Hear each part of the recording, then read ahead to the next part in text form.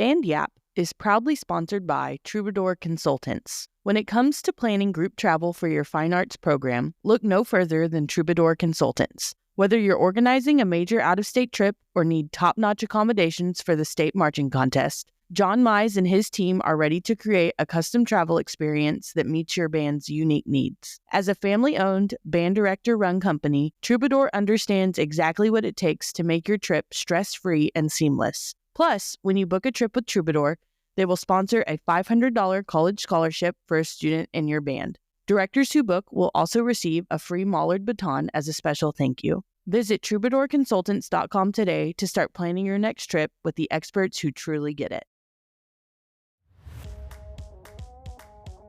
Well, you're also, from all intents and purposes, you're also a Disney adult, aren't you? Oh, 100%. Who would have thought that Jose was a good conversationalist? Yeah, who thought that? Yeah. Nobody. Hello, and welcome back to Band Yap. I am Alexa Sanchez. And I'm Jose Sanchez. And we are at a very exciting place today. We are at the headquarters of Ultimate Drill Book, and we have Reid Atkinson with us. Hello, Reid. Hey, how's it going?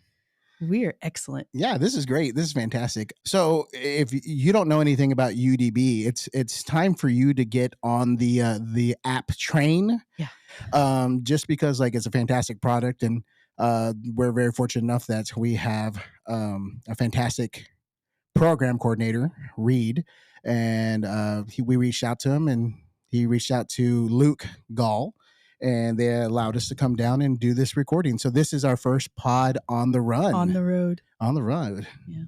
So, well, Reid, you have many, many titles and many, many hats. Can you actually tell us a little bit about yourself?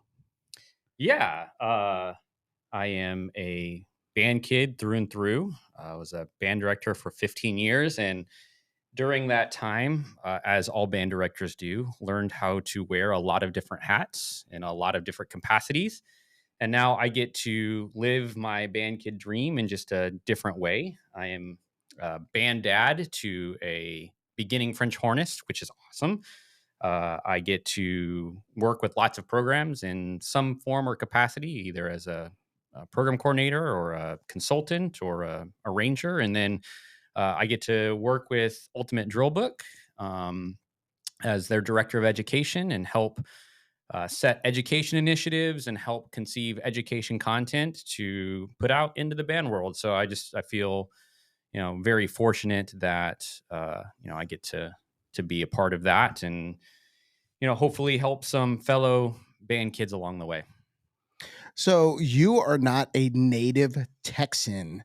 So where are you originally from? I'm not. Is that a bad thing? I mean, it depends on who you are. No, you tan very, very well. That was one of the few things I said. Oh, I saw him one day. I was like, Reid, you are so tan. It might be a drum corps thing. It might be, but even now, you look really good. Oh. You tan really well. Well, you actually just went on a very, very long run, didn't you? I did, yes. Okay, can you tell us about that real quick? Sure. I just completed my first marathon, the Napa Valley Marathon. So Ooh, congratulations. it was a fun experience. There's a lot of parallels with running and band that I find really comforting and really helpful. And, it's a good investment in my kind of personal health and time. And yeah, it's a nice kind of, I don't know, hobby project. I don't know, catharsis, I guess. I don't know. So yeah, it was a great experience and looking forward to doing the next one. In fact, the next one's going to be in Philadelphia next November. Ooh. So yeah. Oh, wow. So how long in advance do you sign up for these events? I signed up for Napa a year ago. So a year ago on the day I ran it. And then I signed up for the Philly one 2 days ago. So yeah. Oh, so, okay. Was the driving factor the wine for the Napa one? That's a good question. So my wife and I have been there before and we loved it. So I think it was a little bit of that. It was a little bit of kind of the timing and where we were in the year and childcare and being able to procure that. Feel that. And then just the fact that I could go run a race and my wife could come with me and then we could stay a little ways and vacation a little bit. So it was a great experience. And I would, look forward to going back. Maybe not to run the marathon. I've done that before. Want to go explore some new things, but yeah. Okay. So you're going to Philly. What's the one in Philly called? the Philadelphia Marathon, yes, I think. just, I don't know. Okay, I don't know. Like, there's a turkey trot. I mean, I didn't know if you're going to do turkey trots are like 5Ks. Yeah, I mean, I don't know. Reid's a marathon runner. Yeah, I don't run a marathon. I can't a marathon. He's a single marathon runner. I've done one. So. Did you get the sticker?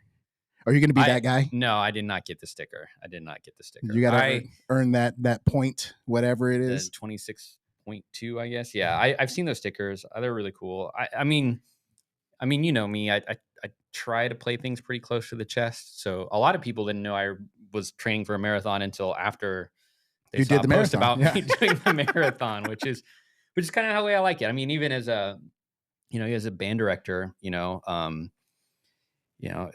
I was never in any of my like full group photos. Like it was all about the kids, and so I like being the behind the scenes guy. I always joke with my wife, like the West Wing. I don't know if you guys ever watched that show. Yeah. It's one of my all time favorite shows. Yeah. We binge it once a year, and or I don't know, we joke that the role I didn't identify with is not Jed Bartlett. It's Leo McGarry. I want to be the guy behind the scenes, the chief of staff. Alexa's a little bit more into that than I am. I love the West Wing. Yeah. Yeah. It's the best. So what state are you originally from? I am from Wyoming. So I'm there's a little bit of a journey there. So my parents were both teachers. They decided to up and move to Wyoming just because they wanted to live in mountains and it was beautiful, and took this massive risk and went and did that. And my mother was a choir teacher who was a assistant band director, and she team taught with a head band director, or the band director, who was an assistant choir director. So they team taught. That's fun.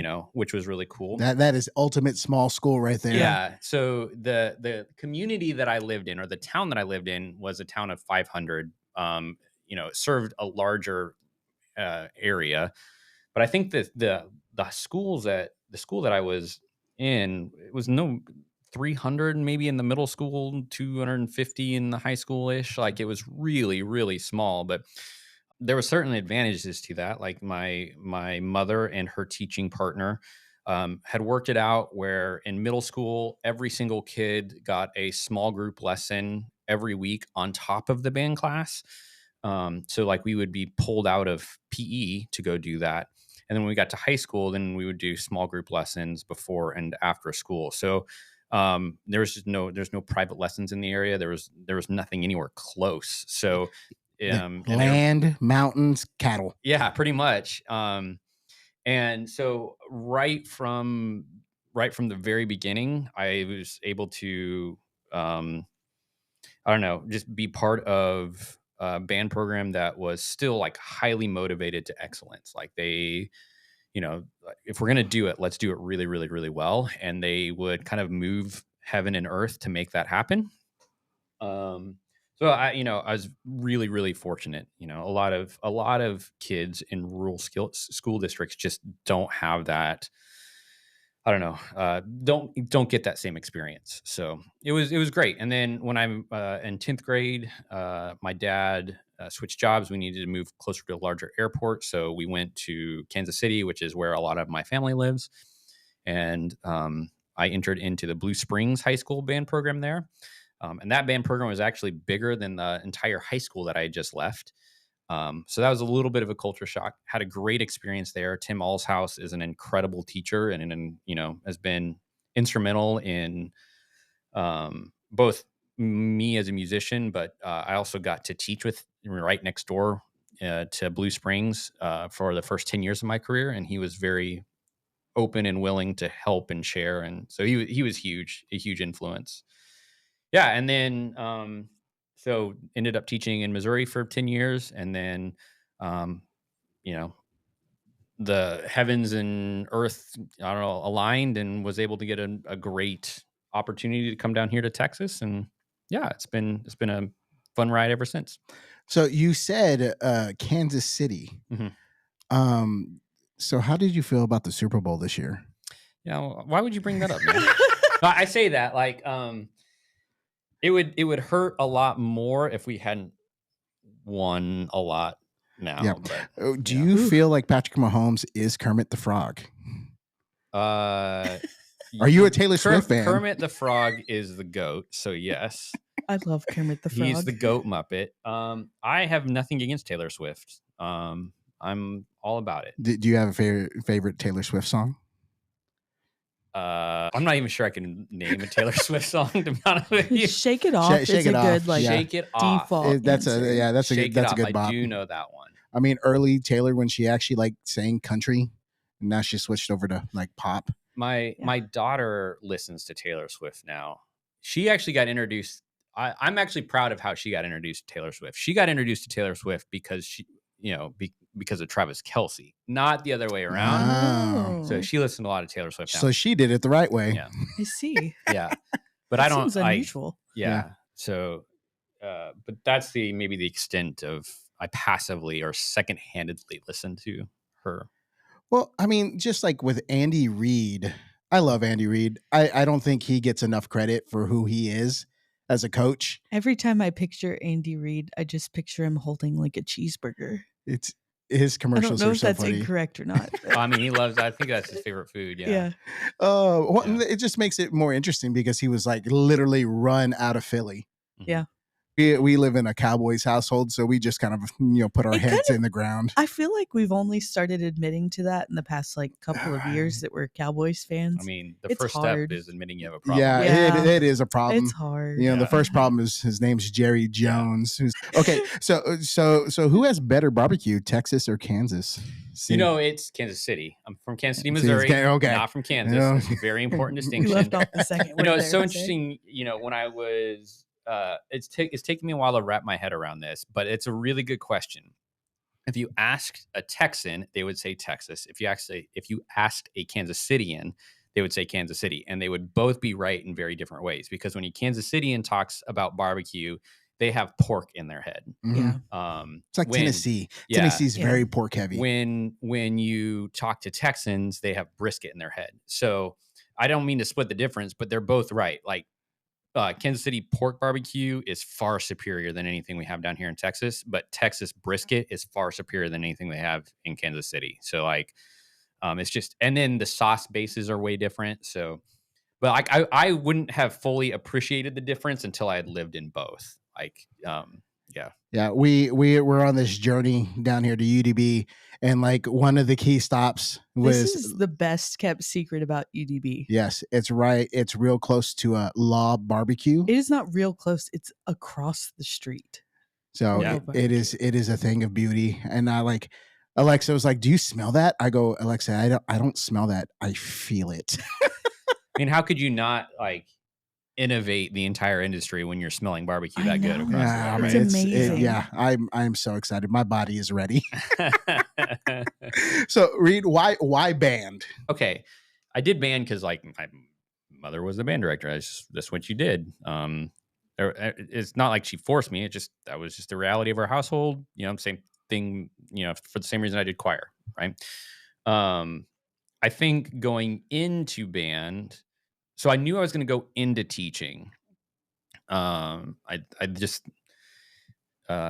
probably went into teaching because my dad, not that I wasn't influenced by my mom, but he was a classroom teacher. He got to see the extent of his influence in like a general population, which was pretty cool.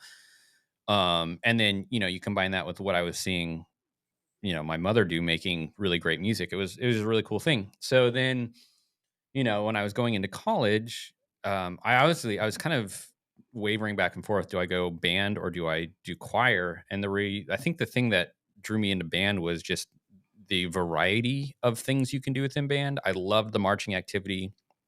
I loved the jazz activity, loved the concert band activity.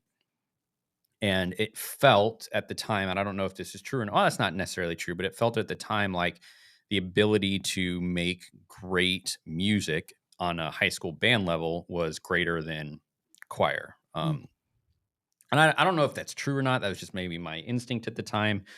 And some of it was just like maturity of voices. Like, a high school kid still years away from finding a full, mature, resonant voice. And wanted to make really great music. I didn't care the size of the school. I just knew that wherever I landed, we're going to make great music. And I would rather be limited by the teaching of the instrument than the physical ability of the student, I think. So Mm.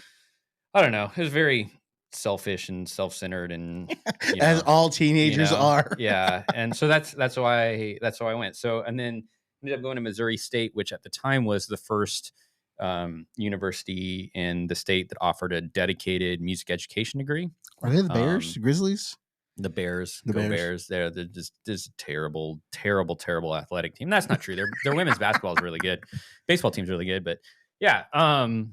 But like the cool thing about that was the marching band was freaking huge, even though the football team was terrible. And so by the time I like kind of worked my way through undergrad, like that's where I started arranging. My college roommate and I, David Gronenberg, who's now the percussion director at Flower Mound.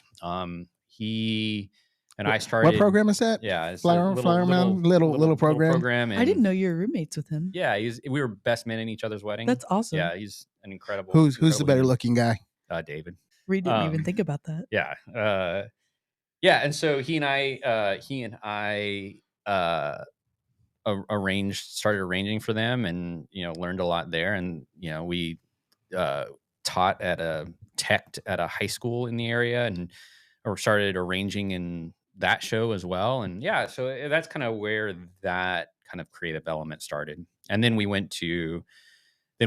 I got the job at Green Valley out of undergrad, and then I pitched this ridiculous 5-year plan that only a person of ignorant youth would ever pitch. And they offered me the job. And again, only ignorant youth would ever come back and say, then I said, I'll take the job if you hire David Gronenberg full time. Oh, wow. Oh. You put it out there. Yeah. And because at the time it was only a position and a half. And I said, and they said, yes. And I honestly I don't know. I don't even know where I had the gumption to do that, but I just got really lucky in that I paired with a really progressive administration that was hungry to build a culture and understood the value add of a band program in a school culture, and was willing to invest in that vision. So it was really, really cool. Well, there's that saying, fortune favors the bold. Would you say that that kind of was a pinnacle of that situation? You were just bold in that, and it just kind of landed in your favor? Yeah, I think it was a combination of being willing to state a plan, because I walked in with like a fairly big resume, not a resume, but like a portfolio of how I would lay it out. What we would need. So I think I was thinking it was just, being able to, and I mean, the reality is like, I was a first year teacher. The program at that time was, was in need of rebuilding. Mm-hmm. And so I think it was like, I had a plan. I was also a first year teacher, so not that expensive. Right. And, it just kind of everything, the events aligned, and yeah, they were willing to invest in it. And cheap and ambitious. Yeah. Ambitious in the right way. So like everything that I talked about in any type of interview I've ever had has always been student centered. What are we doing for students? How is it helping the students in band? How is it driving school culture? Those types of things. Cause like I learned very quickly, as a band director, you're just as much a lobbyist and politician, when it comes to your interface with building level administration, central office administration, those types of things. So, and you're really good at that. Like that's one of the things that I admire about you. It comes back to the we before me kind of mentality. Yeah. And I think, let me ask you this question. Before you took that job, how much research did you do on Green Valley going into it?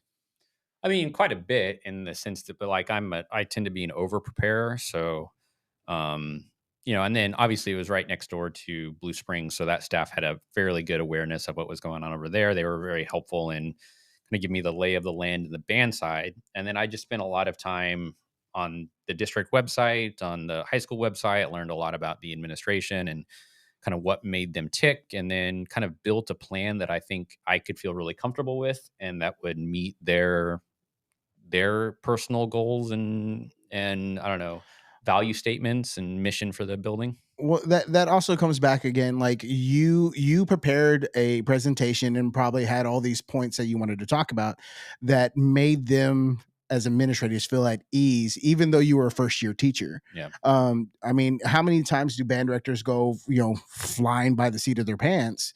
When it comes to like programming, rehearsal strategies, marching shows. Yeah. I mean, and that's a huge like fault, because I remember it, when I was early on, I was nowhere near as prepared as what you're talking about. And like, I fell square on my face several times. And like you, for me personally, because, you're our program coordinator and we've been very fortunate, to have you, but like, you've made me want to prepare better. Oh, well, that's very kind.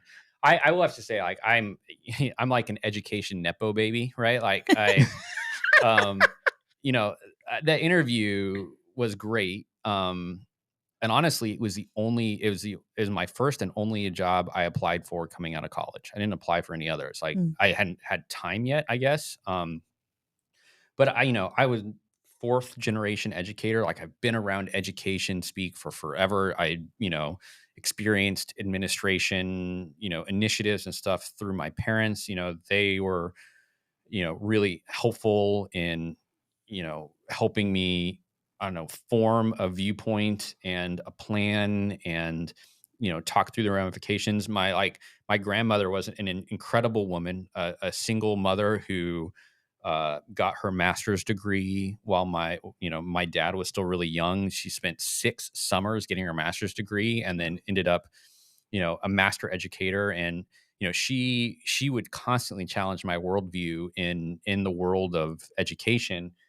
As a college student, we would just have these really long talks. So like, I was very fortunate sitting in that room to like, I wasn't flying by the seat of my pants. Like there was a viewpoint within the education space there. And I think that's kind of what resonated, is that I was able to demonstrate kind of a plan for band, but in the global element of the district and building and things like that. Like, and that's been my big thing, in any way, shape, or form. There is like a level of empathy that I think if we can display to people who aren't familiar with our program, we can take that mindset on and then from there siphon that into, okay, well, why is it's not just good for me, it's good for you, because then people are a lot more willing to, hop on the vision. I say I've been really fortunate in that I never had administration who wasn't supportive.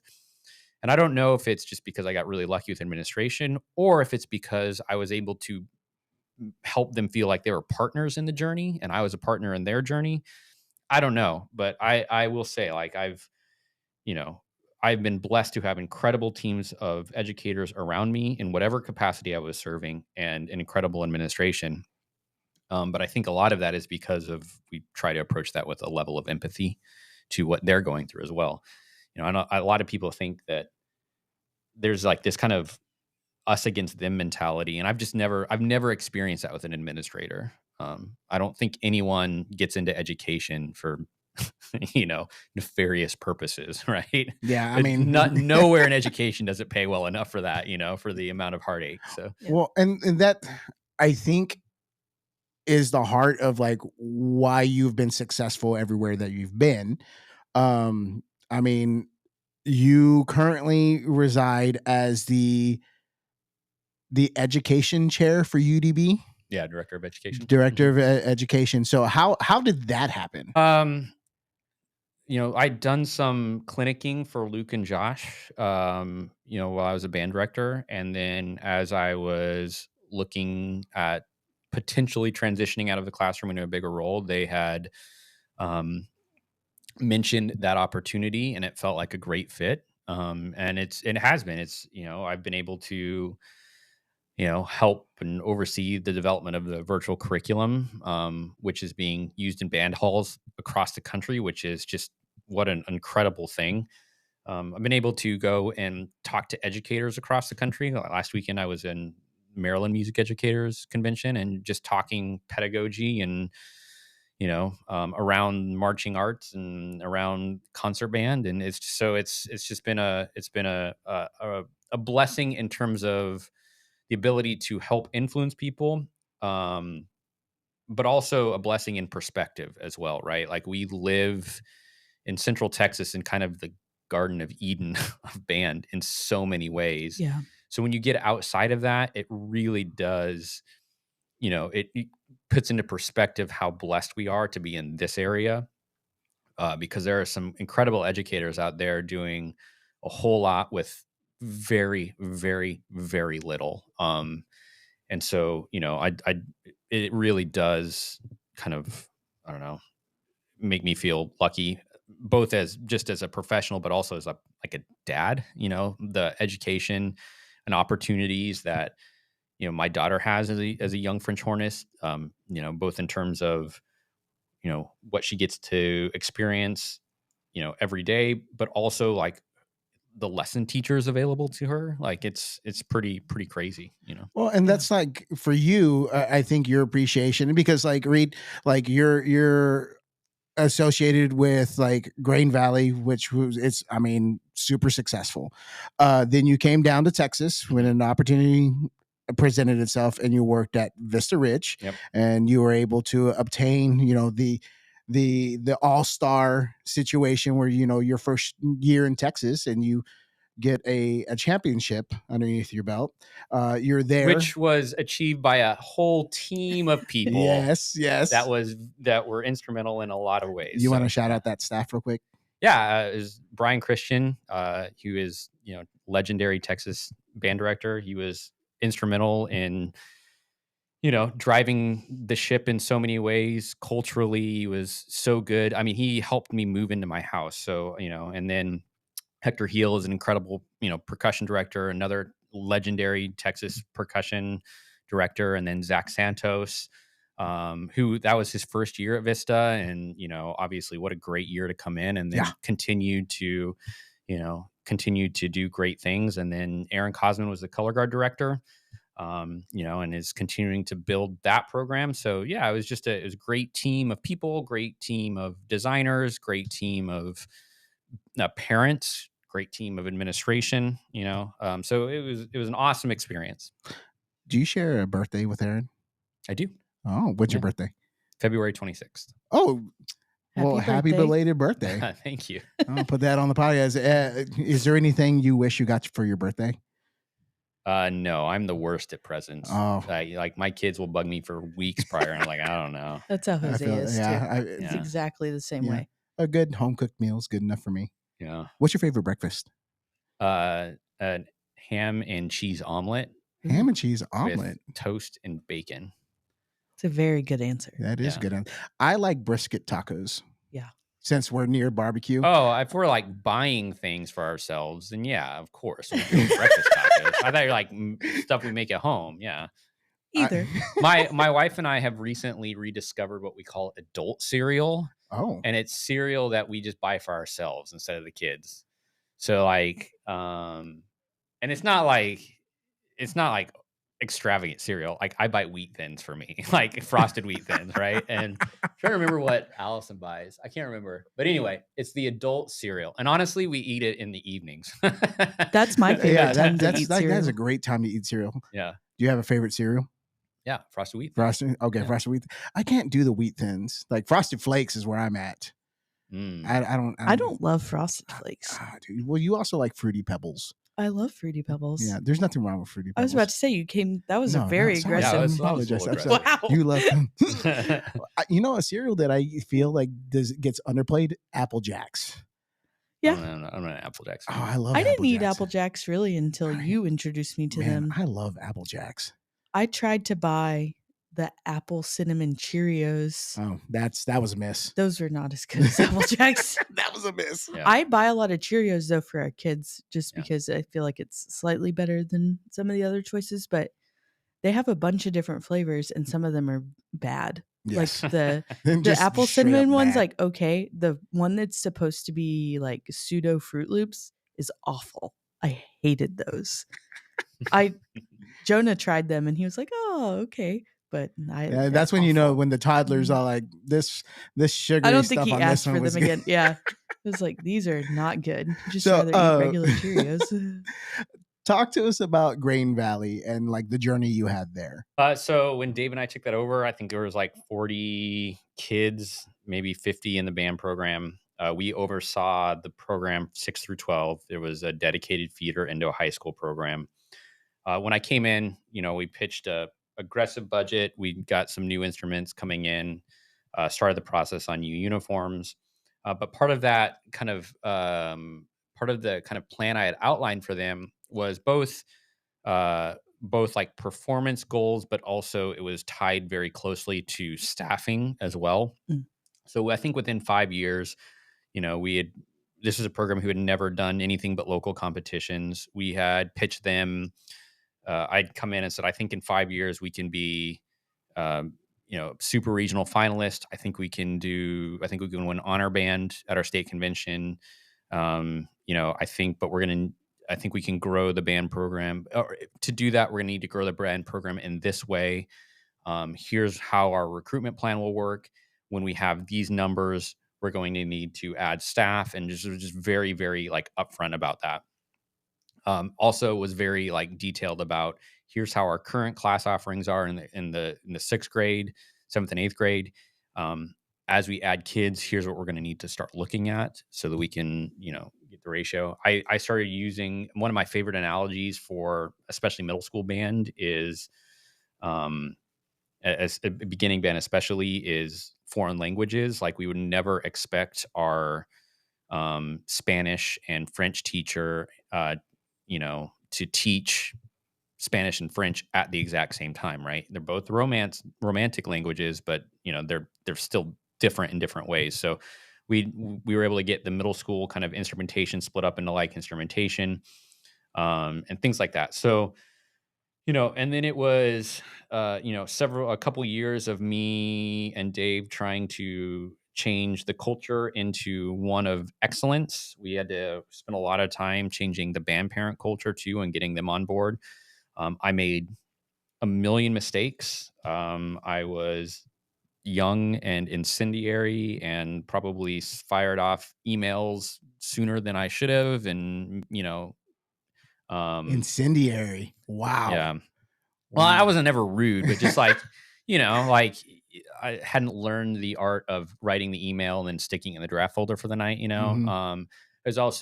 I was also overly communicative. So, I did not do a great job at setting boundaries, as to when I was working. So, and that snowballs on you, right? So if your parents are getting responses from you at 8 or 9 o'clock at night, then now they have access to you until 8 or 9 o'clock at night, right? So, I didn't do that well. The one thing I did do well early on was continue to communicate with the administration. So we would do, every semester I would ask them to meet with me, and I would kind of give them a state of the union. Here's what's coming. Here are the issues that we're anticipating next year. Like here's our numbers, all that kind of stuff. And education is never proactive, it's always reactive. But I think at least I found that it was more reactive. The reaction was quicker if you laid the groundwork for it. So I always just assume that like I'm going to let them know that there's going to be a problem. We're going to experience the problem, but then I can say, okay, we've experienced the problem. Can we make a solution for that? And they already know what this plan is. They've already had it in their head, and so there's like the one thing that I can point at and like, okay, we did that well in the first few years. Yeah. But within those 5 years, we had hit those goals and then continued to build from there. Both in terms of in bringing on design team and, splitting out the bands at the high school level for multiple bands. And then we opened up a new middle school and hired on staff for that. And, it still wasn't a huge staff, but, and again, made a lot of errors. I was learning how to be, a leader, learning what it meant to be a head band director, learning what it meant to advocate with staff and delegate and what is mine, what is not, those types of things. So, that staff was eminently patient with me as I was just kind of thrown in. It was trial by fire. You got to make it work. But I will say it was all driven to like excellence. We were going to do whatever we do. We're going to do it to the best of our ability. Is there one mistake that you made that sticks out in your mind that made you a better educator? Uh, yeah. I mean, when I say there's just some like minor student interactions that like, that weren't bad per se, but when I look back at it, like I I didn't fully maybe appreciate. Again, that's where the empathy element comes in. I didn't fully appreciate maybe the the circumstances surrounding those moments. There was one like there's a staffing moment where I tried to be like really hard delegation, and I just felt really bad about it. I didn't like how it all didn't that wasn't for me. I'm much more of like a consensus builder, collaborator. Let's come together, let's form a plan. Okay, I like this plan. Now go, type thing. Um, there was, just little things like that. There's nothing huge. I found in my career that both on the hard lessons learned and on the like aha moments, it's like a lot of like little light switches. Like, oh, why didn't I think about that? There's one day, in rehearsal, we had Dale Warren in, and he just said, I can't hear the melody. Can we just hear the melody? And so we did a rep on the field with only the melody playing. And I was like, well, why didn't I think of that? Like and then we just built it off from there. And so I ended up doing that. That ended up like informing how I, you know, taught marches and things like that, and isolating layers and things like that. So again, that it's not rocket science. He didn't like reinvent how to do band there, but it was one of those things I just had never considered before. Um, and that was like an inflection point for me. So it's a lot of those little things. It's just like little inflection points. Yeah. Were you the best musician in your band? No. What was your primary instrument? Trombone. I was good in that, was at the top of my sections and stuff like that. But, when I say the best musician, like I maybe talent wise, but like that has its deficiencies, right? Like, Mhm. I'm not sure I really learned how to practice until I got to college. Like, um, so because of that, and because I was in choir, and because I had a piano background, like I, I think I presented stronger than I was. I was also a really good sight reader because that was a big emphasis early on in my like band journey. But I don't think I was the best musician. Um, I think, yeah, I don't think so. I'm never. I don't think I. But I'm not wired to say yes to that anyway. So I don't know. Yeah. I don't Yeah. know. Well, I mean, being humble and having humility is like, out of everyone that we've talked to, that has been kind of a marker for those people. Yeah. And they've all been very successful people. So, I mean, I think anyone who has like a chip on their shoulder, like, oh, I'm so good. I think that ultimately that's kind of a downfall. Like there is differences between being confident versus being cocky. And Yeah. I think that's a very fine line that people have not mastered. Every master educator that I admire and have ever worked with has always had some level of imposter syndrome, Yeah. that's motivating them and driving them. It's certainly, I am in constant fear of being found out, so like, yeah, Yeah. Oh, there are several people we've talked to that are living that same life. Okay, so what were some of the hallmarks and checkpoints and like the star moments of your time at Grain Valley? We did the Macy's parade, the 90th Macy's parade. That was both. That was probably the coolest event I've ever been part of, and probably the hardest teaching experience I've ever been part of. I look back at that journey.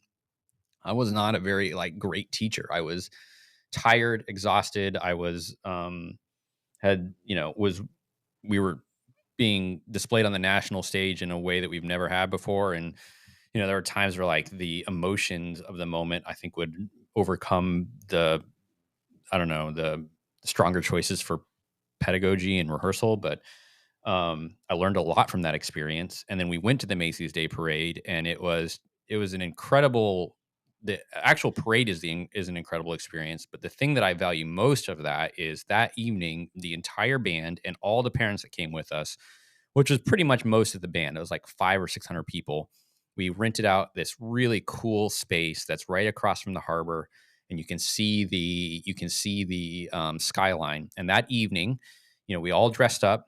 We went and we had Thanksgiving dinner together, and then we brought in a DJ for the kids, and they had a dance that evening. And it was just like this really cool experience where there was no scores, there was no evaluation. We did something special. We put music into the world, we put a performance in the world, and then we went and got to celebrate it.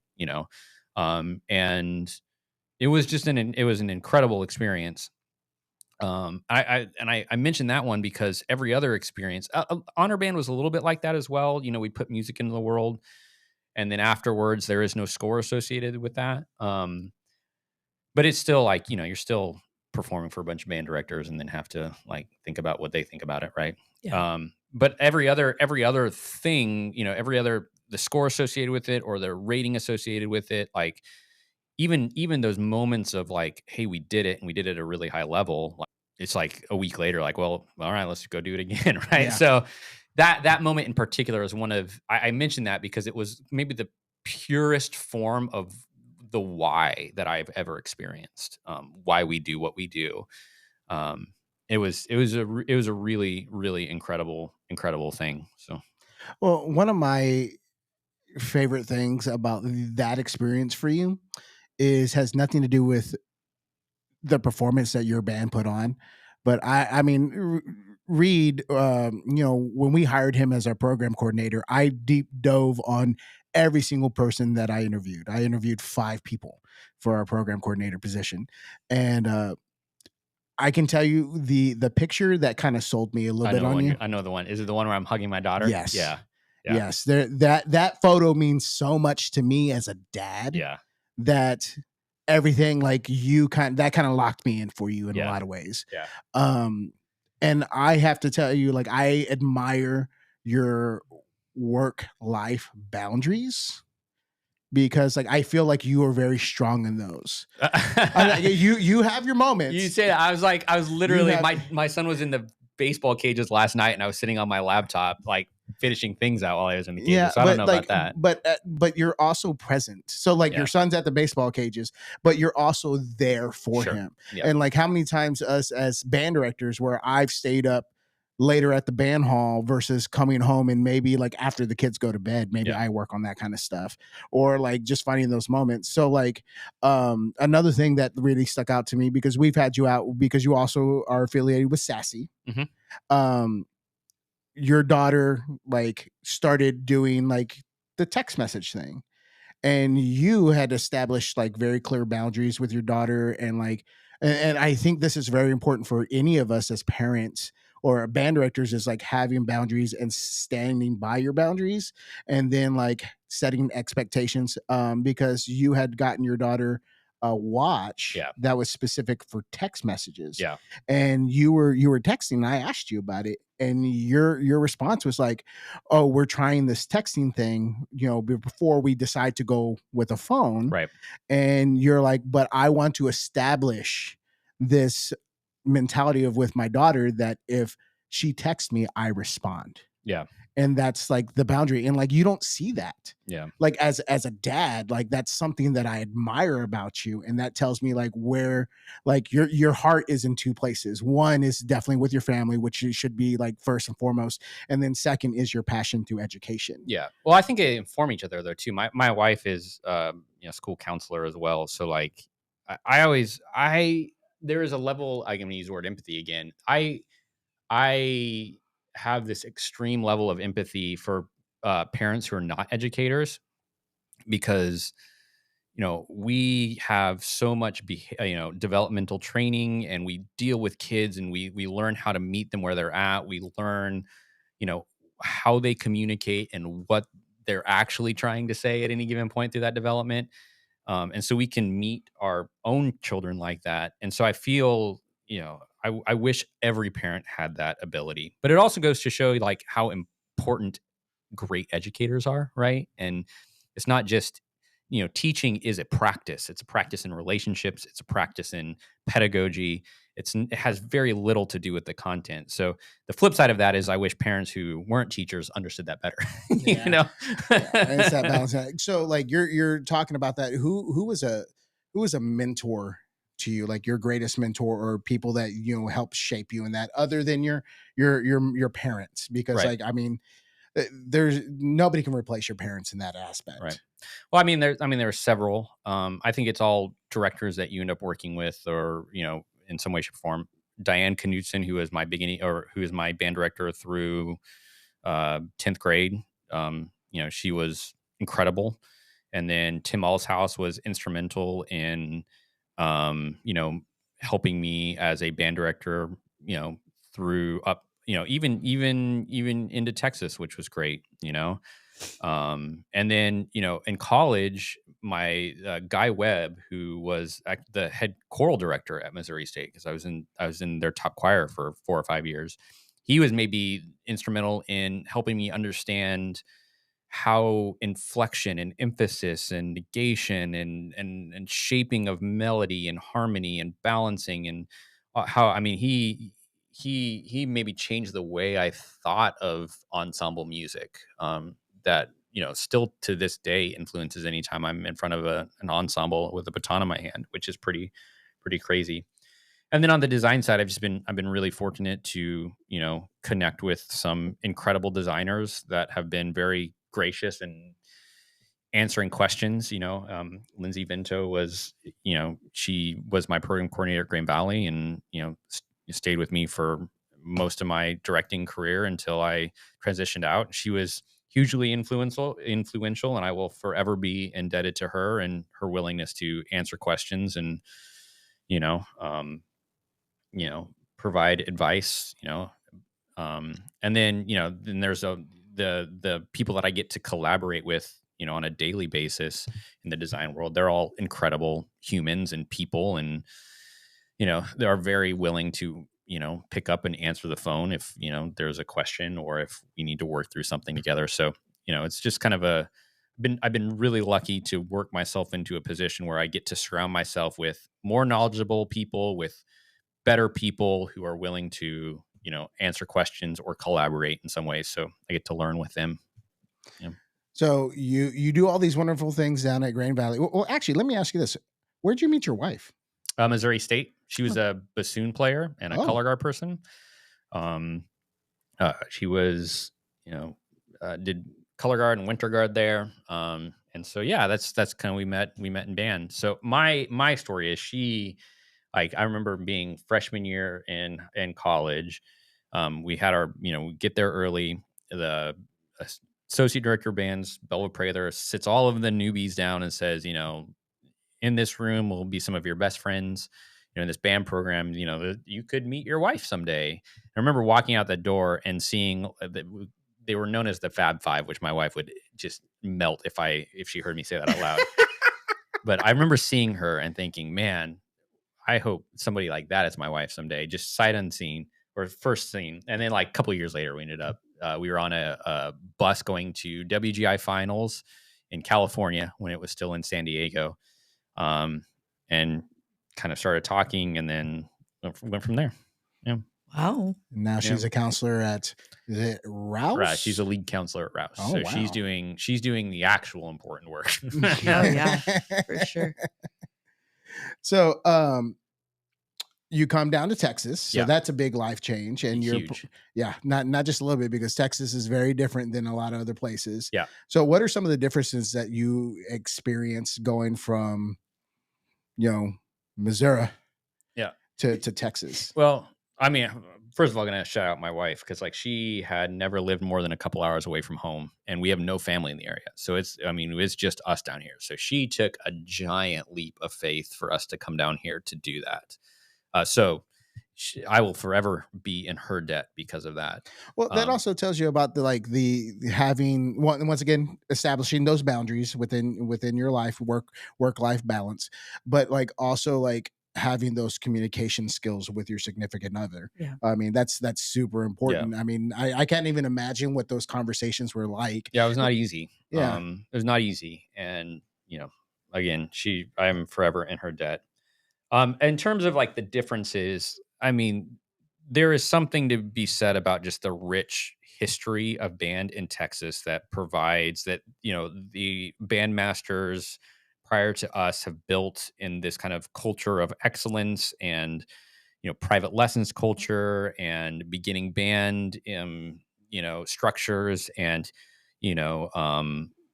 the ability based middle school bands into ability based high school bands, paired with, private lessons. And I know that not everybody has that. But I will say, even,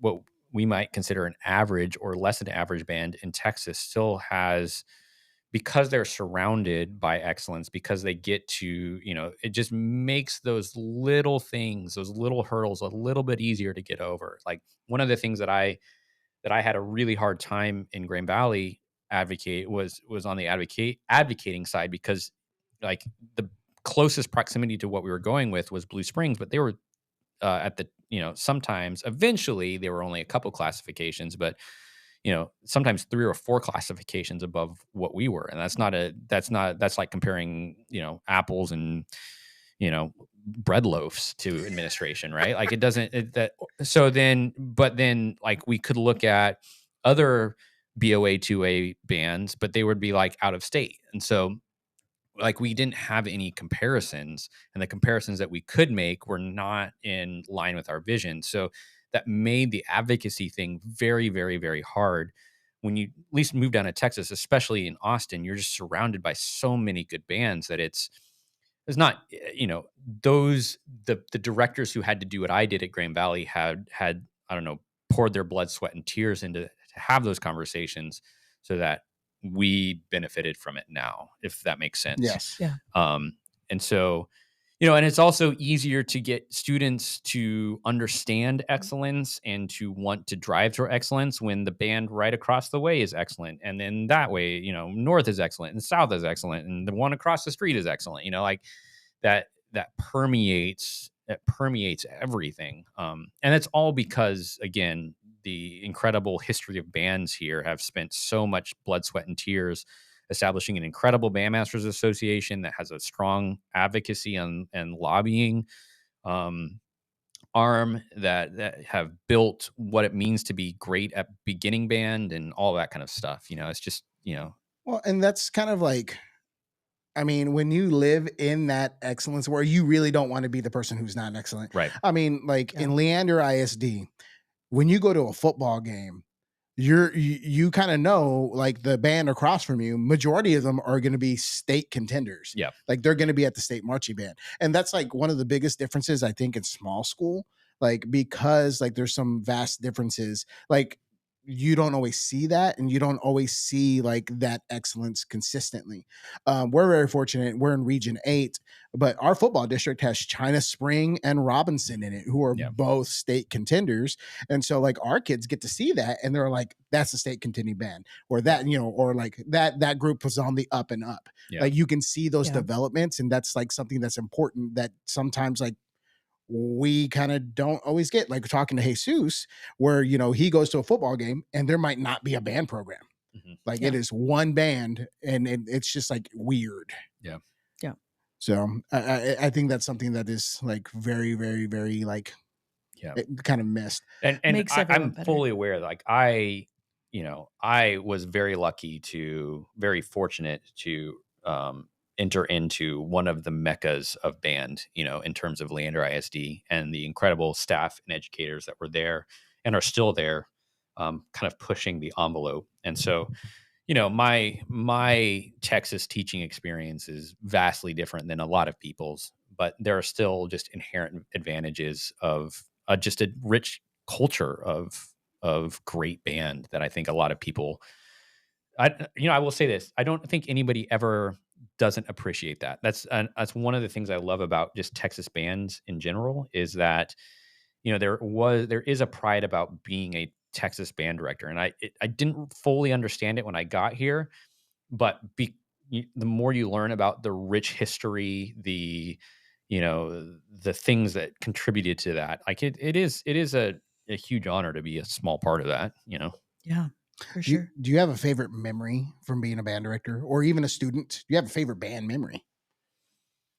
Um, a favorite band memory. I mean, the Macy's one is probably the one from Green Valley. In terms of Vista, um, I had there was one rehearsal where like I can't remember when it was, but I was working with my band and I had like Ryan George in the room. Oh, You know, because we were working on Firefly, which was a piece that he wrote for his daughter who was in my band. We were Wow. working on that together. I love that piece. It's yeah. so great. No big deal. And kind of through the door, Jerry Junkin walked through our band hall, and I was like, where am I right now? Like, what is it is so it was such an incredible experience.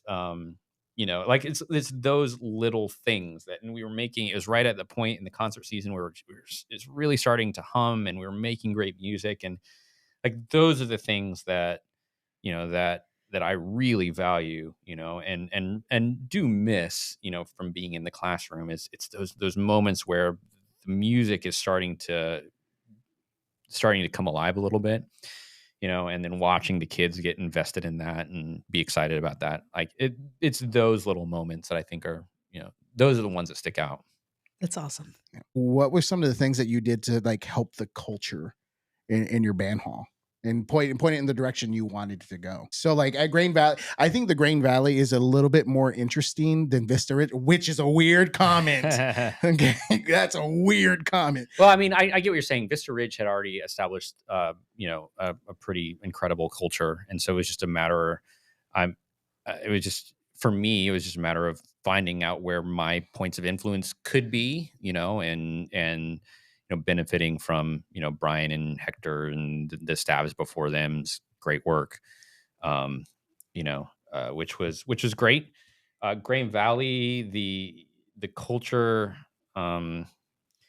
Again, it all centered around excellence and making sure that we were everything that we were doing was with an excellence. So like if we are going to, you know, if we're going to schedule a post band camp water balloon fight, well, gosh darn it, we're going to do the best water balloon fight we can, right? You know, if we're going to, you know, if we're going to, you know, do a lock in, we're going to have the best lock in ever, right? And so it was a very like it was I mean, there's no silver bullet to culture. It's a lot of, you know, spend a lot of time learning how to select student leaders, learning how to train student leaders, learning how to maintain student leader culture. Spend a lot of time learning, you know, talking with experienced band directors about how to build a band parent culture, structures within that, structures that would continue to make sure the band parents were both financially sound and would support the band vision.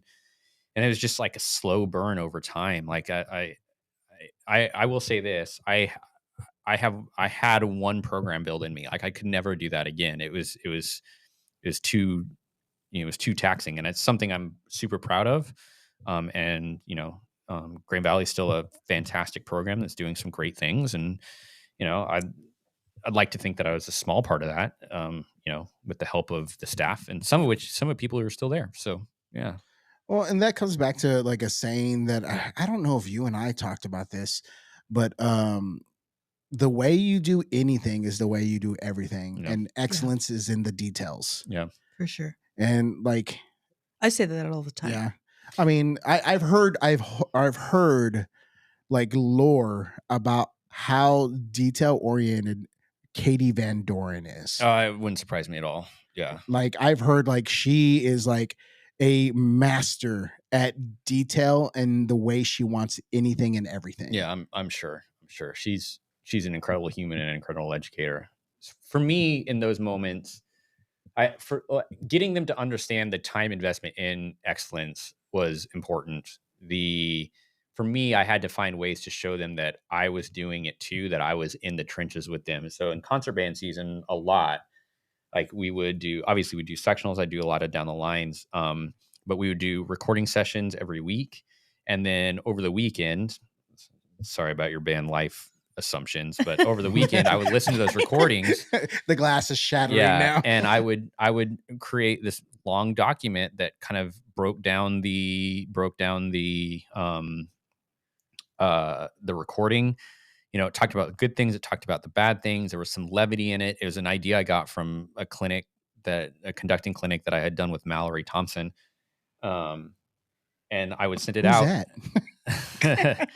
And I had sent it, and I sent it out, and the expectation was like, I'd spent time doing this. Your job is to read through it and then mark the things that are, relevant to your instrument. And so like, it's like little things like that. It was about so much of what we do as band directors is behind the scenes that and the band takes a lot of time, and the kids feel that, but they don't always feel the time that band directors put in on their direct behalf. They understand it, but like, so it was like those little things that like, okay, we're in this together. I'm working to do better. And I would, on those lists, I would be like, oh, this is not very good right now.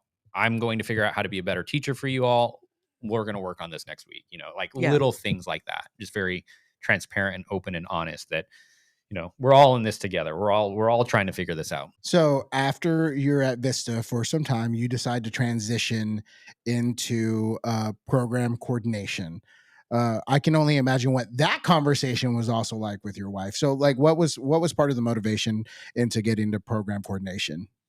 Yeah, I mean, it was a combination of both program coordination and then being able to, help set education initiatives here at UDB, which offered maybe a larger opportunity to influence across state and country. I don't know. I'd been doing a lot of designing prior to that anyway.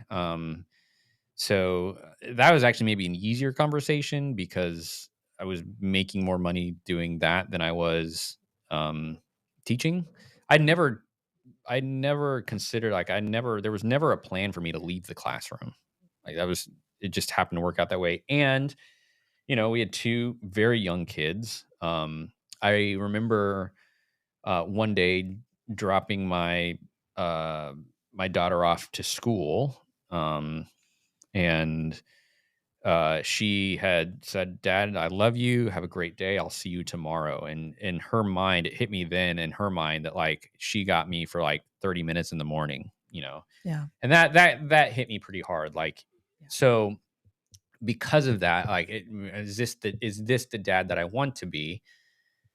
And the answer wasn't a resounding no. It was also not a resounding yes. But then I had an opportunity to live in the space that I had always wanted to live, but maybe do it a little bit differently. So, in combination of, UDB and program coordination and arranging and composing, I was able to kind of hit all of the things that I love. I get to talk to teachers about teaching. I get to be creative and kind of administer some things. I get to create music. Since I've left the classroom, I've you know been able to write original music. I actually, a couple years ago had a choir piece, performed at a state convention. So like I get to wear a lot of different hats, and it fulfills all of the things that I loved about band directing, just in different ways. Yeah. So in the world of what is there? I think there's some misconceptions of what a program coordinator actually does. Or like some people are afraid to go down that route. Can you kind of outline some of the important things that a program coordinator does? Well, program coordination, it's a tough term because it can look different and whoever you talk to. My version of it is it's kind of a mix between being creative and being like logistically and operationally mindful. And by that I mean, you know, a program coordinator will either help conceive or conceive of an idea, and then will be kind of the driver of that idea through the process, and help interface with other designers to help see that process through. Will help build relationships with vendors, and to make sure that the things that students are getting are of quality, and generally will be kind of the the touch point for every aspect of the creative and logistical creation of that process.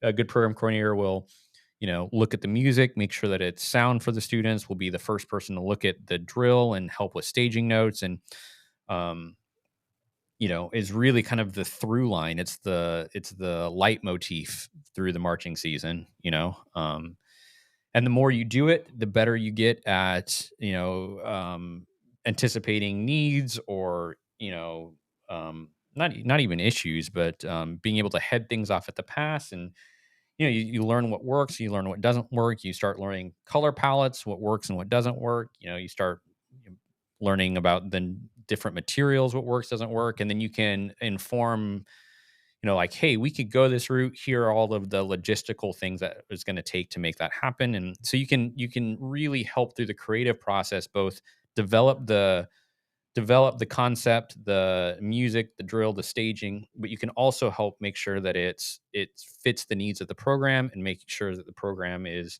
set up to, make their rehearsals as efficient as possible, because there is no greater effect than excellence. And so program coordinator can help determine which buttons to push, so that by the time it gets to the field, it can maximize rehearsal time. Yeah. Does that make sense? Yeah, That's that's great. That's That's a big great. word salad. No, it's great. I think so. Like I said, I approached my superintendent about having a program coordinator, because that's like, we were starting on our journey to be more competitive, Mhm. and we needed some things off our plate in order to make us better educators. And I think having that communication point really, really helped out. And Yeah, I think the value of a program coordinator is equal to the value of a band director's time. Like, there's the amount of emails and things that I can and take off of plates, the amount of side conversations, the amount of evaluation that frees up time for band directors to either reinvest in their students and reinvest in their program, or hopefully reinvest in their family. Yeah, Yeah. because I remember the year before we were able to get you on board. I remember sitting up at the band hall painting thrones Yeah. for hours and hours and hours, versus like finding some other way to do things, Yeah. or finding ways to repurpose money and time to better suit our program needs. And that was something you helped us out a whole lot with. Yeah. And I know the conversations that you and I had early on was like, do you want me to do it all, or do you want to be involved? And you were very, very great about allowing us to still have a large part of the program, as far as like the coordination and like our concepts and our ideas. And you were very good at those types of things. I know that's not always the case for all program coordinators, because some people are always like, this coordinator is going to take care of everything. And that's Well, I mean, I do have programs like that too. Like, I think it just kind of depends on it depends a little bit on the program, right? And the particular staff. Um, I will say that I've gotten more firm in my opinions and directions the more I've done this. If only because, like, I have the advantage of reps, and more importantly, I have the advantage of bad reps, right? So Yeah. you learn just as much as from the things you, and maybe even more of the things that didn't go well as the things that did. And as a band director, you experience one show a year, really on an intimate level. And so very early on in my journey, like, I wanted to try to take on more design after a time, just so that I could get more reps in. And that just happened to fit really well within my skill set. And so, it kind of took off from there. So you also being, attached to Sassy and the UDB education, what makes UDB special to you? So my UDB journey is really funny in that, like, I didn't want to adopt the app. I was we had the app at Vista, and I used it simply so that students could copy their dots into their dot books. Um, and, it was just so I didn't have to print off coordinate sheets anymore. And um, uh, I was a big believer in, well, if they write it down, they were going to remember it. And the reality is that's just not the case. And often they will write it down wrong. So one day we had to set drill. we had to set drill. I didn't want to give up the rehearsal time needed for them to write in their dot book. And so we're like, okay, we're just going to go all app today. And I remember watching a young flute player who's a sophomore. She had been on the struggle bus for a while. And that day she set drill like it was something she's been doing for years. And it just occurred to me in that moment that, that particular interface is hitting kids at such different learning levels and styles. And, then the more we worked with it, the more I realized, we as a staff realized that we could scale the information according to experience. So now we were able to scaffold information. And, when you start building pedagogy around that, and then Josh and Luke asked us to present at TBA and got to share that with directors. And, that kind of took on a life of its own. And then, it was just that's kind of how I was able to, I don't know, start thinking about building kind of pedagogy and rehearsal strategies around these learning tools. And the reality is every band who uses it gets better, and it makes, whether you're a director, whether you're a designer, like it just makes everybody's lives way easier. So, the amount of time you save in rehearsal, it's just it's one of the few things I think in the education space or just space in general where it's like, it's an absolute no brainer. I've never had anyone adopt UDB and be like, I regret adopting UDB. Like it's such a game changer. So it's fun to be able to talk to band directors about that and share my experiences with them. And on a very like deep personal level, Yeah. Is there a part of UDB that you were like, hey, you definitely need to try out this part of UDB? Well, I mean, the reason that I used it is because I'm the worst on the tower in terms of names. Hey, red hat, I need you to move a quarter step to your left. Hey, yellow shirt. Like I suck at names. So UDB Pro was instrumental for me because I could tap on the dot and see their name and face. Yeah. So like, I think, marching directors especially are hard because you're always on the tower. You're always over a microphone. It always sounds like you're yelling. You're never yelling. It's just, you're just projected everywhere. It's like the eye of Sauron all the time. Right. And sorry, like, Alexa's never watched all of the Lord of the Rings. oh, well, we just started it. We got like between that and the 40 West minutes Wing, in. you guys have some things. Hey, to watch. I've watched all the West Wing multiple times. Yeah, I haven't. So just being able to like call the students by their name, like it made me feel like more of a human. It made them feel like more of a human. And so for me, that was another just game changer. That's my inability though to like, what's that person's name down there? Yeah. More than anything else. When I was over at Robinson and I carried it over to Gatesville for a hot second, because I didn't know the kids' names, I had white T-shirts with numbers. Yeah, a spray lot of painted people on, do that. Yeah. And like those things were like great in a lot of ways, but they were awful because the kids would sweat in them, Yeah. and then you had to find somebody to like take them and wash them, and some kids wouldn't. It was gross. Yeah. But I mean, it worked for us for a hot second. Yeah. As a program coordinator, one of the things I love about UDB is you can now hyperlink videos into sets and things like that. So like choreographers and stuff, I'll have them put their, like, if they're videoing, I'll have them hyperlink their video into the drill sets. Wow. And sometimes the directors will do that too, but it's really nice because the kids will be like, and if you're working with a group and there's choreography happening over there, you can be like, hey, this group over here, pull up set 13, review the choreo video while I work with these people over here. So like, there's just little things like quality of life things that, help in the classroom.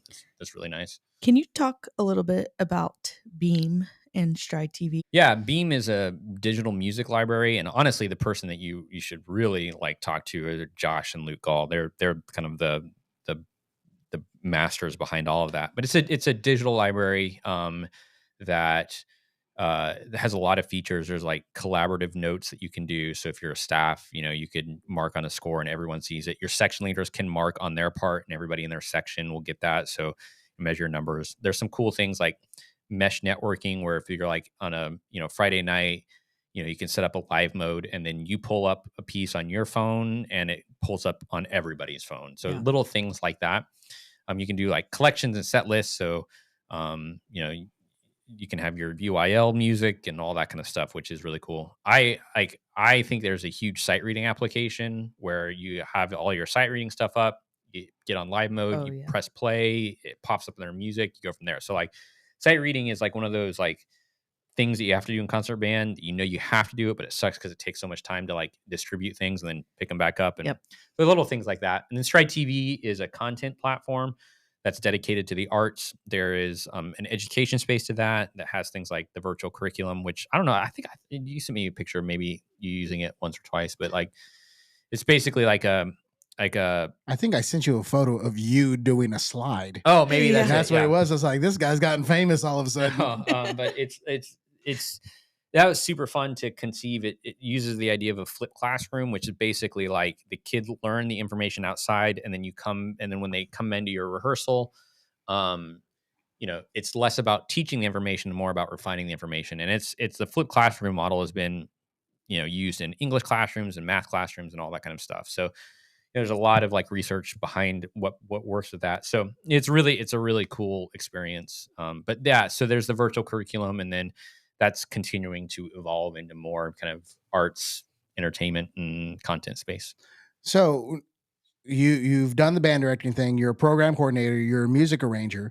But you also added in another thing to your set list, and you are the program coordinator for the Carolina Crown. Yes. Mm-hmm. Okay.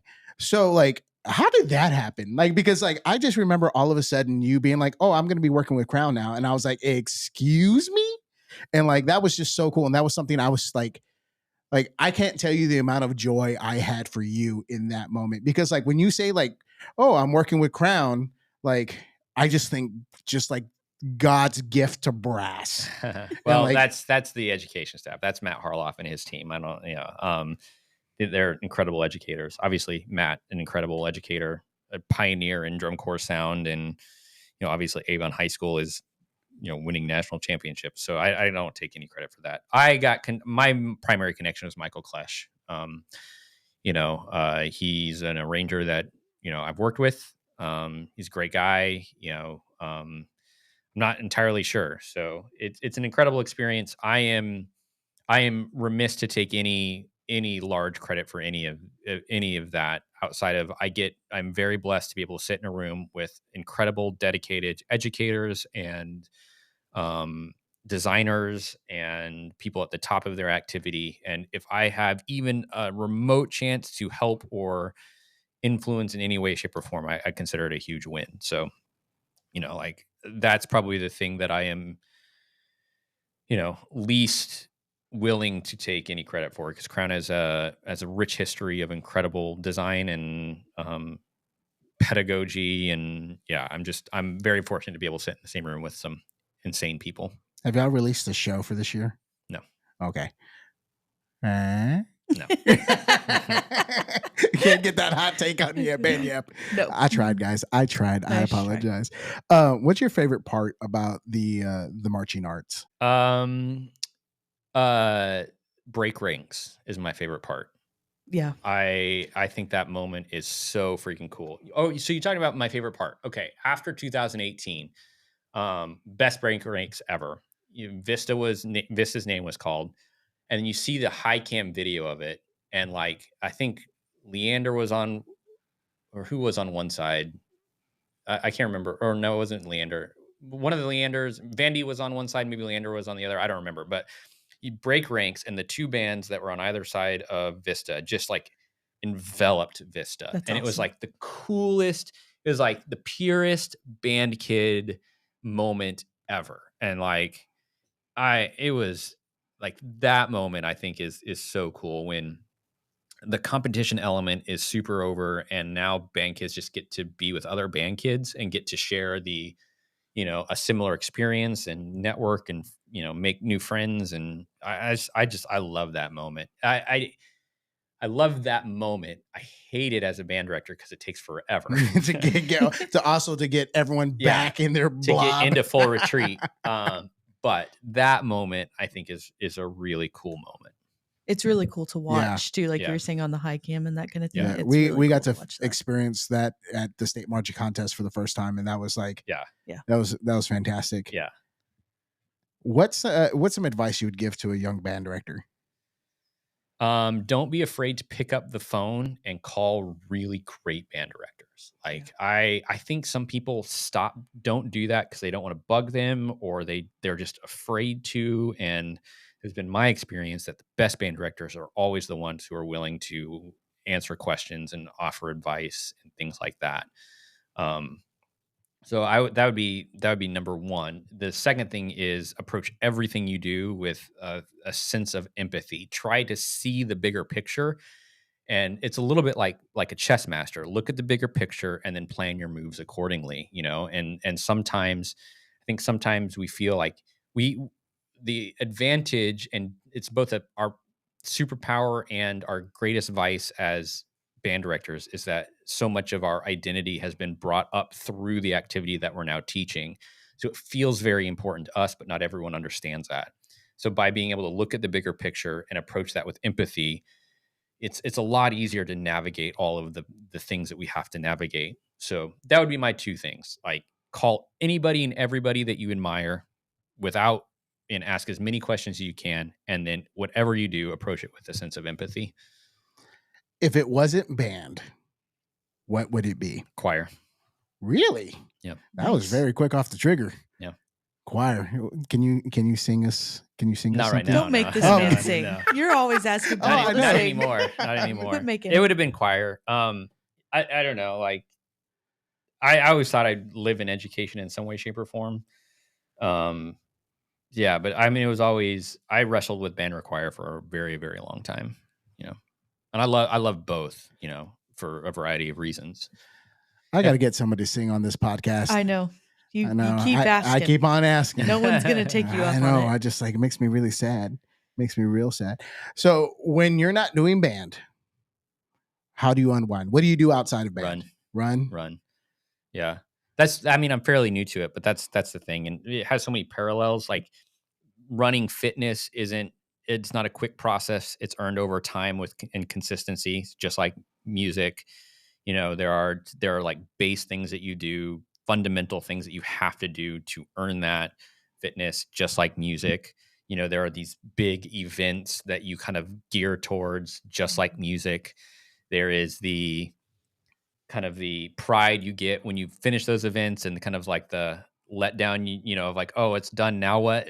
So there's so many, you learn so much about yourself. You learn where your limits and your thresholds are. And it's been a really great kind of personal journey, Yeah. I also hear you're quite good at the disc golf. Yeah, well, I'm not good at it. That was a really big thing for a long time. And then, once then just like work kind of took over. And the thing with disc golf is you often play it in the mornings. It's also when you run. So I haven't played it in a while. I do love it. And I have a great community of people who will do it with me. But it is a great hobby, but one that unfortunately is collecting a lot of dust right now. Yeah. So who are your disc golf buddies? They're all musicians and directors in some way. Michael Zook and Steve White and Sean Murphy and it's probably more choir directors than band directors, but yeah. Wow. So I think this is one of the cool things is that there is a video of you recording your first ace. My one and only one. Your one and only? Yeah. Yeah. I feel like there's not enough of those moments that are caught on video, and you were very fortunate. It's hard to do. Yeah. I mean, that was caught on video, and like the look of joy and pure on your face is like really, really great. And I've also been told you have a championship belt that's living at your house. Oh yeah, Sean needs to come get that. I feel bad hanging on to that. He gave that to me after that, and then I don't know. He needs to come get that though, because I do not deserve that anymore. Okay, so what's the story behind the championship belt? One day Sean thought it'd be really funny to order a WWE disc golf belt, and so he did, and then it just kind of got passed around if you did something cool. That was my one cool thing. So yeah. All right, Sean. Yeah. Go get the belt. Go get the belt. Go get the belt, man. Go get the belt. Do you have That's a good research, by the way. Oh Yeah. yeah, I'm not. We asked That's the like hard-hitting hot questions. ones level research right there. Well, you're also, from all intents and purposes, you're also a Disney adult, aren't you? Oh, 100%. Oh my! What makes Disney so special? I love that it grows with kids. So the Disney that we experienced 3 years ago is just as magical now, just in different ways for kids. It's also my wife's happy space. And whenever she's there, she's just like, the stress is gone, and it's just a great experience. And for her, like, the experience doesn't start at the parks; it starts in the planning of the parks and all that kind of stuff. So Yeah. it's pretty awesome. We're gonna spend Disney for my daughter's birthday in June, and then we're gonna spend it, or we're gonna go for Christmas and spend it with my sister next December. So yeah, it'll be super fun. What's your favorite park? Epcot. Epcot. Yeah. Oh. Epcot. Oh. What's your favorite park? Oh, I don't know if I have a favorite park. I know that it's not Magic Kingdom. I think mine's Hollywood Studios. That's my second one. Yeah. I think it's honestly between. Actually, I like Animal Kingdom. I will know say- most people Yeah. don't. They're doing some changes that are going to be Yes. really great. Yeah. So I think Animal Kingdom is like up there. Epcot is great. Only if you've been like doing the walking thing. If you're someone who doesn't do a lot of walking, good luck with Epcot. Well, Well, good Epcot luck for with me, any like park. my family has very plain food tastes. Like my entire family could survive on chicken tendies for Yeah. months. Yeah, there's So- someone in this room that doesn't like chicken. Who's that? Oh, really? You don't like chicken? Well, that's fine. It's fine. It's Yeah. all right. But like, so Epcot, they just know that whenever we're walking around, like I will stop everywhere and try something new. awesome. And Yeah. like, so like that's my one time where I get to, like, Dad can eat whatever he wants, because no matter what, like, they can get chicken tendies right across the way. Yeah. I haven't been to Hollywood Studios since they've done a lot of the big changes. Oh, it's been several it's years. It's a Yeah. good time. I would Yeah, It's a really good it time. is. I need to go back. Is there so what's your wife's favorite? Is it all of y'all is Epcot, or does she have a different I one? don't know. It probably is Magic Kingdom. It's classic. Yeah, I mean, cornerstone Disney. Yeah. Cornerstone Disney. Has your daughter done the princess makeover? No, she was, by the time we like really got, so we didn't do Disney until we didn't have to do naps anymore. Yeah. Oh, That's so- understandable. yeah. I So get and that. she's the older one. So by the time Paxton was out of naps, she was a little bit out of the Disney princess phase. So she still loves Disney. That's just not her Yeah. jam. What's your favorite Disney movie? The Sandlot. The Sandlot. Oh, No, That's a good Um, answer. I mean, that's deep cut Disney. Yeah. Hey, here's Favorite the Can I Pixar say movie Pulp is Fiction? Wall-E. Pulp Fiction. It's underneath the It's a Disney Disney Ranch movie. now. Yeah, no, if it's Pixar, it's Wall-E. Wally, I do Yeah. love Wally. Wally's a good I one. feel like Wally is an underrated movie. It is, but it isn't. Yeah. Like we're a Disney household. Like Yeah. our honeymoon cruise was a Disney Oh, cruise. nice. But I think honestly, part of that, I think that resonates with you as well with Disney is that honestly, Disney doesn't do anything poorly. No, No. like you go to the parks. I am in constant awe of how they manage crowds, how they manage the experience from top to bottom. Like it's the ecosystem, the financial resources they put behind it is pretty incredible. Like I don't know if you could go from, like, you just, as a head band director, you look at what they're doing and how they move people and the systems and processes that are underpinning this kind of like emotional experience, and you just have to, like, god darn, it's pretty insane. Yeah.